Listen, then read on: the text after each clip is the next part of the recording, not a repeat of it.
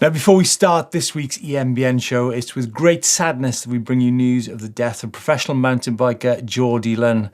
Jordie was a man with incredible energy. He starred in many iconic mountain bike films, from Ride to the Hills to Rome. But before that, he had a very successful World Cup downhill career, first racing at junior level and then at elite level. Earlier this year, he continued his rad style over to e-mountain bikes with the launch of the new YT Decoy. Jordie, you will be sorely, sorely missed.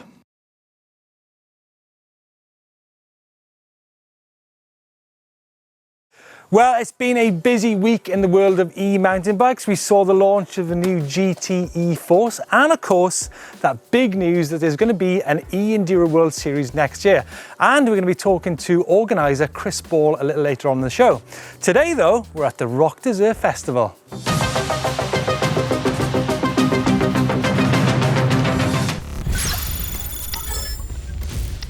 Lots of stuff going on behind the scenes here at Roc D'Azur Festival. We've got Jérôme Clément, the enduro legend, taking out some riders on the Canon del Matera. Lovely day compared to last year, Jérôme. Yeah, lovely day. It's sunny out there, it's raining at home, so I'm happy to be here. And we had a good group. Yeah. I think you've seen the track here and it's quite good, so people were happy to be out there. How many's on the group? We have 8 today, this morning, and I think it's 10 this afternoon. So. Okay. Do you do many guided e-bike rides throughout the year now? Yeah, more and more. I think people are interested to try e-bike and get some knowledge, some information, how to use it, the engine, how to climb some stuff, to go down. So it's quite interactive. Okay, cool. Thanks, Jérôme. You're welcome. So, sunny skies here at Roc D'Azur Festival compared to last year where there was a foot of rain. Clive Gosling is the head of marketing for CSG Group, which covers Cannondale and, of course, that GT bike which I talked about earlier. Clive.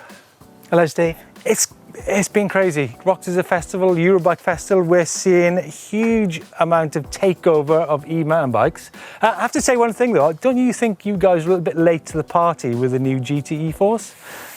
Yeah, we are a little bit late, but like anything GT does, we're late, but we bought the best beers, so it's fine. But yeah, you know, the e-bike market for us this year with GT and with Cannondale, which is the other brand in the stable, has just gone ballistic. I mean, I've never seen anything like it.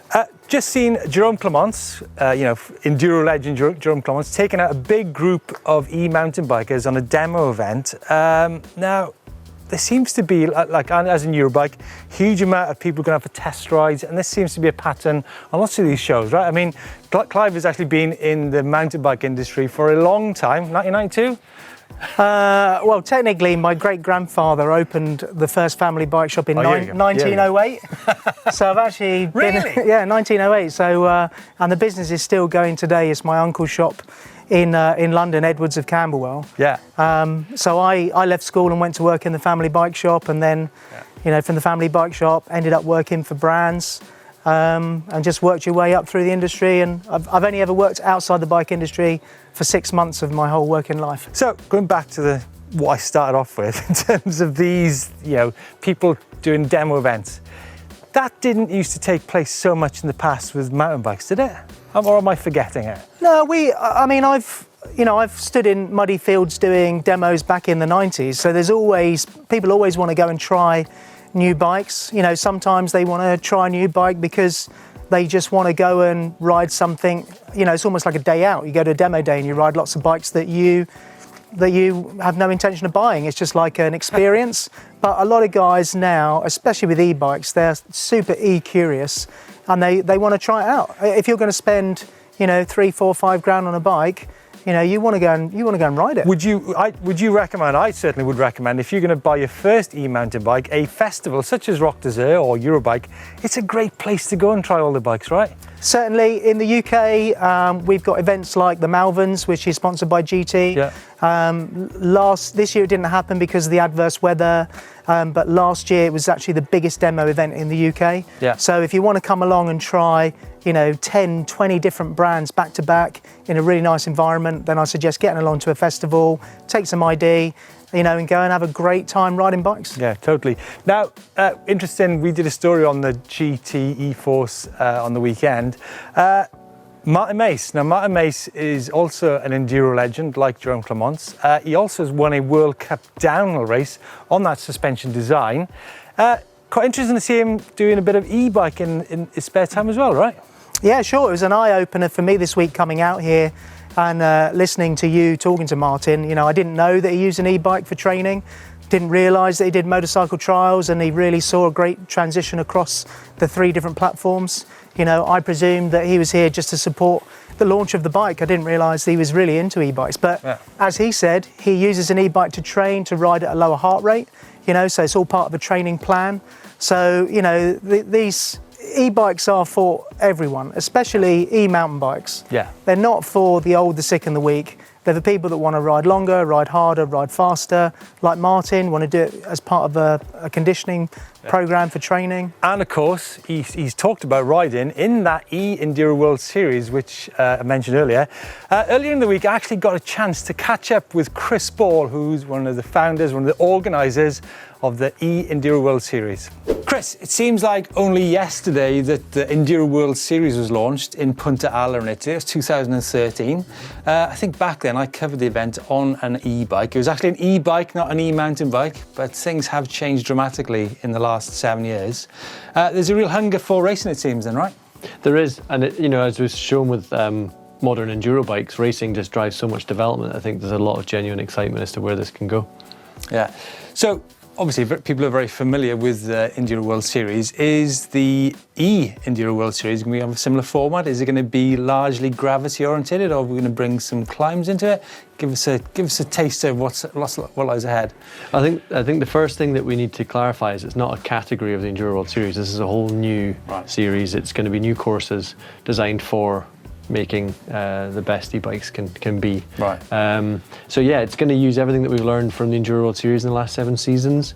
It's going to use everything that we've learned from modern e-bikes, and it's going to be climbing, it's going to be descending, it's going to be super technical, it's going to be really physical, and it's going to really be quite challenging in a sense. Very challenging. I'm interested to see how tech these sections are going to be, because that's the great attraction, right? You can be on the side of a climb near the coast, and you can shout people on when they're doing their climbs. That's a good part of e-bike racing, I'd imagine, in the future.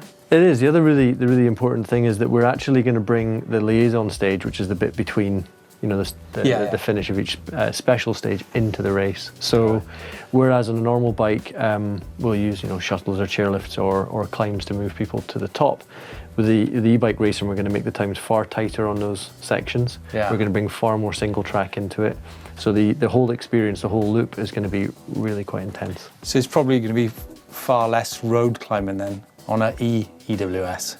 Our ultimate goal is to have a 100% single track road. That's quite, that is attractive. Obviously, and attractive for everybody, not maybe the people who are going to be competing for the win. It's going to be a great event to go to, not just a race, right? I hope so, and things that e-bikes will allow us to do, like you mentioned, super technical climbs, and hoping to bring the racing a little bit closer to people. And can we get some little bit of detail? What kind of altitude are we going to talking? Are you able to reveal some of those details? Are we talking 5,000 meters per day, 10,000 meters? What we're looking at? Well, I think, certainly the next few years are going to be super interesting in where the actual technology and capacity of the bikes go and where riderability goes. But to begin with, we're looking at a multi-loop format based around a paddock, similar to Enduro. This is a one-day event, right? One-day event, yeah. Multi-stages, possibly up to 3 different loops in the day, maybe taking in just over the hour, just over 1,000 meters of climbing per loop. Right. So the total race duration will be roughly 4.5 hours, and the total climbing will be 3,000 meters plus. Yeah. So will there be any breaks during the day then for the riders to maybe recharge their batteries or something like that? Will there actually be a battery limit on the event?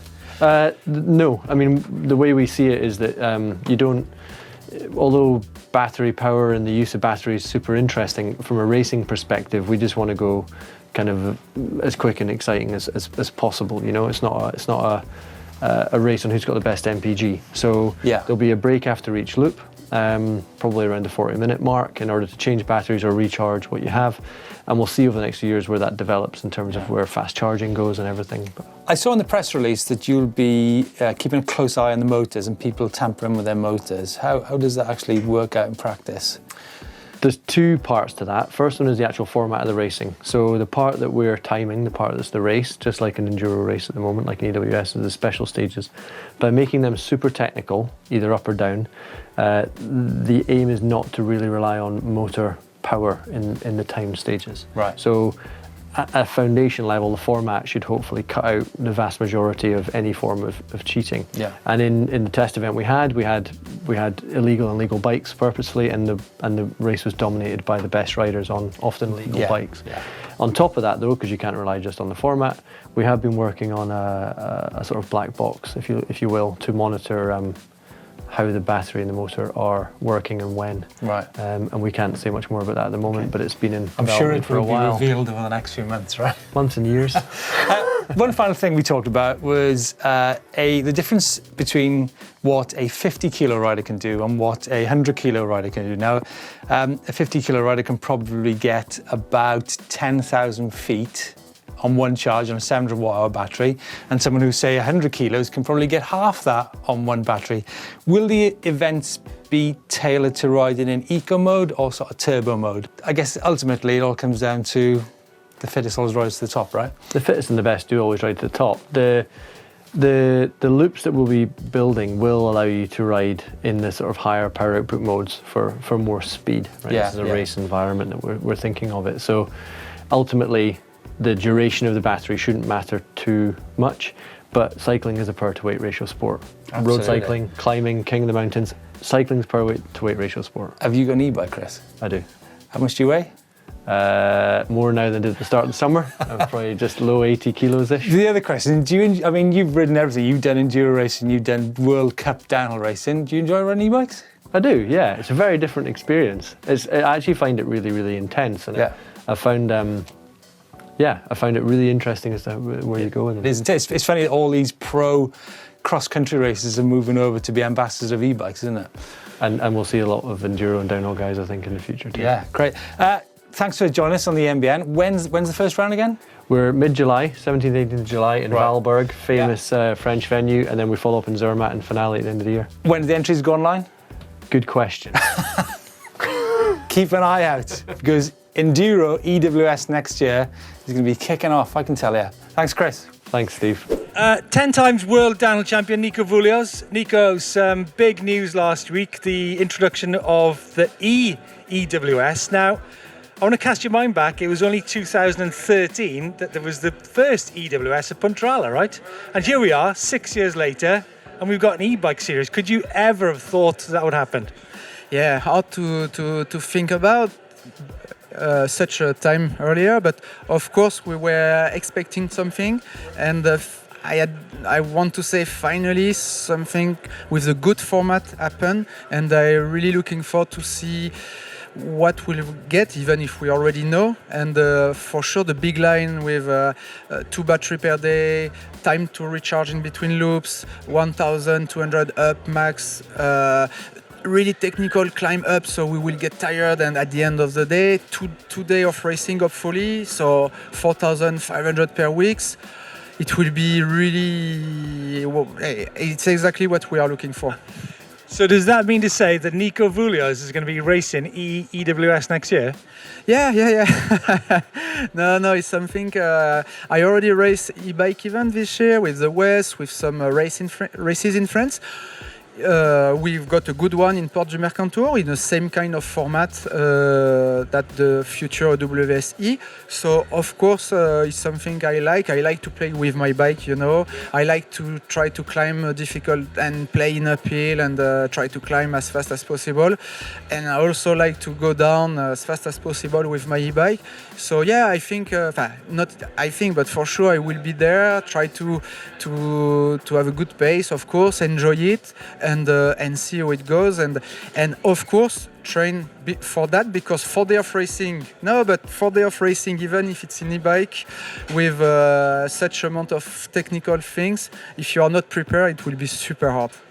So there you go. Expect to see Nico Vouilloz at the opening rounds of EWS at Valberg in 2020. So we're halfway through our sunshine shoot where we chase the sun, trying to do good how-to videos and loads of epic videos for you guys to watch on the channel. Although it's not looking too sunny today, in fact it's actually raining. A thunderstorm is hit here in Molini in Italy. But I want to wind it back right to the start to talk to you guys how we actually got our e-bikes out here. Well, first up we flew from Bristol to Nice on an EasyJet flight with 2 of our own e-bikes without the batteries. Once we arrived in Nice, we went and met Fabian Burrell, picked up a couple of batteries for our Shimano Canyon bikes. And once we got to Molini in Italy, we went to Ebike Cycles and they gave us a couple of batteries as well, rented out those batteries for our Specialized Levo, so they're up and running. Riding wise, we've been to Nice, we've been to Blossac to ride some epic downhill tracks which Fabian Burrell and Loic Bruni ride, done some how-tos there, rode some big rock slabs, and then we headed to Molini to a track that has been literally epic. It has every style of riding possible, big jumps, tech downhills, tech climbs, you name it. We've done a really cool video there. But let's take a look at how you guys can get your e-bikes out to these epic locations. So obviously a good option when you're traveling is to take your own bike, your e-bike that you're familiar with, and hiring a battery when you get to your destination is going to be a good option. Guys like Ebike Cycles here in Molini, they do battery rental. They also do e-bike hire as well. So you can get a high quality e-bike to head out on the hills with a guide that knows the area really well as well. We've got 6 different Levos here, so you're going to get a high quality e-bike with a lot of local knowledge for an epic day out. So if you are thinking about bringing your own bike, you've got to think about that extra luggage you're going to be bringing through the airport. You're going to have to pay extra for excess baggage. It's a lot of weight and it is a really hard thing to be dragging an e-bike around the airport. Obviously, if you're going to hire a bike, it's going to be a lot easier. You can walk in straight to the shop, ride it for the day, return it. It's going to be serviced and ready to go the next day. If you've got your own bike, you've got to take care of all that bike yourself. If you get a mechanical, you usually got to pop into a shop to get it sorted. And sometimes in these smaller villages, the spares and the work can be quite expensive. So it may be a good idea to stick a chain, a mech, brake pads, things like that, serviceable items that do wear out in your riding pack. And also think about security as well. I think if you're renting a bike out, that bike is going to be taken care of really well. It's going to be locked away, whereas you might be leaving it in a hotel room. You might leave it in the back of your van. It certainly is a little bit more sketchy to be taking your own gear out there. But my biggest tips are taking it easy on the first few days. That's when your first crashes probably occur on your first runs down the hill. You're trying to go too fast. You're having an amazing time in the sun, as we all do, but you're taking it that one step too far and crashes can occur. So take it easy, enjoy the winter sun, get out there, make it on your to-do list for sure. Right, it's time to dive straight into the bike part, and we've got some epic e-bikes this week. So kicking it off, this one is in from Lee on his 2020 Cube Stereo 140. He's out in Windlatter, and look at that. I'm gonna go straight in with this one, super nicely, nice one. Next up is Chris on a Specialized 2020 Levo Comp. He's out in Surrey, near the Wisley Airport, aerodrome as well, so that must be an old derelict one. New bike day, couldn't stop himself from going out. Look at that. It's nice, I think. That is nice. Right, moving on is Matthias. He's got his Focus Jam Squared 6.9 Plus out in Germany at the famous Schmalzenbach. He's always been interested in e-bikes. He's just bought this new bike thanks to the channel. It's nice. Right, Leonard. He's out on a Specialized Turbo Levo 2019 model. Got some funky bars and stem going on that. Big high rise. Almost got some like beach cruiser bars going on. It's a pretty crazy setup. So he's in the Philippines as well. So there's quite a big e-bike scene going on over there apparently as well. Nice. Matej out in Slovenia. He's got his high bike Enduro 3.0. Shredding the trails in his local area. Gotta give that one a super nice as well. That light coming through in the background is absolutely epic. And this is the last one in from Nicky, and he's got his Merida 10K. So that's the Highline Merida. That looks really good. In Snake City in Denmark. Shredding the trails, first ride on this 10K. And to finish that one up, that's definitely gotta be a super nice.